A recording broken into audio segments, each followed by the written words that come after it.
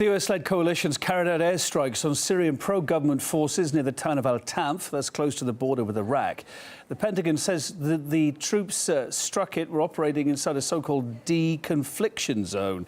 Now, it's an area of particular strategic significance. You can see on the map, all the parties to the conflict have been operating there, in fact. It lies on the most direct route between Damascus and Iraq. Now, if Assad's forces do take it, they'll also secure a direct route to Iran as well, their closest ally in the region. Khaled Maupin next explains what might have motivated Washington to carry out this attack.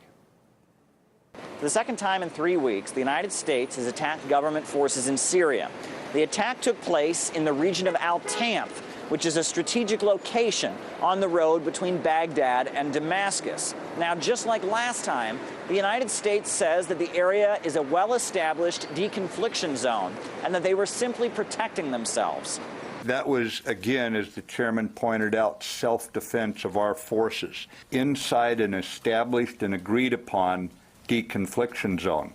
Well, that sounds great until you look at the actual facts. The only deconfliction zones on the map in Syria are the ones established by Iran, Turkey, and Russia, and even these are still in the process of being formed.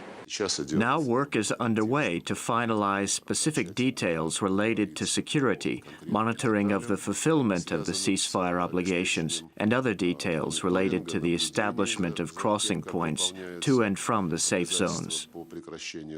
And why does that matter anyhow? U.S. officials have already made clear that they don't feel obligated to honor deconfliction zones, despite using them as justification for attacks. We don't recognize any specific zone in itself that we preclude ourselves from operating in. Now, U.S. coalition forces are in Syria without any authorization from either the United Nations or the internationally recognized Syrian government.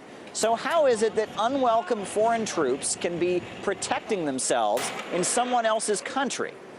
Now, the U.S. says that their coalition forces are only in Syria to help train opposition troops. Coalition forces have been operating in the Al-Tanf area for many months, training and advising vetted Syrian partner forces engaged in the fight against ISIS. Now, the USA has ramped up its support for the Syrian Kurds who are currently fighting against ISIS. But what will these forces do once ISIS is out of the picture? The U.S. says it supports Syrian sovereignty, and yet it's effectively taking control of an area, a chunk of Syria, and claiming that Syrian army cannot go there.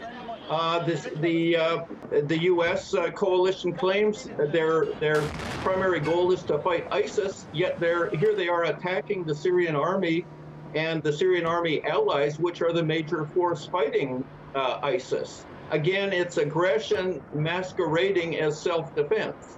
Now, many viewers might be thinking, fighting happens in Syria every day, so what's the big deal? Well, attacking the Syrian government is no small matter. The Syrian government is every day on the front lines against ISIS. Russia has called an emergency meeting of the UN Security Council, and a lot of people around the world are getting nervous. Khaled Maupin, RT, New York.